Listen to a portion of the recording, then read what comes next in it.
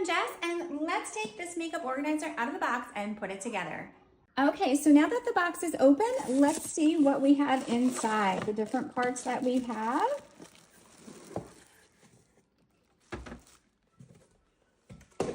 So it looks like in the bag we have the basic organizer with our drawers.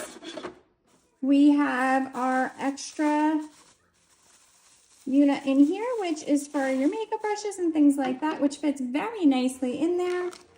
And then right here, we have the little feet that go on the bottom. As you can see, it's not very sturdy just yet, but hopefully these go on pretty easy and we will be able to fix that. So I'm gonna take this off and see how easy these go in.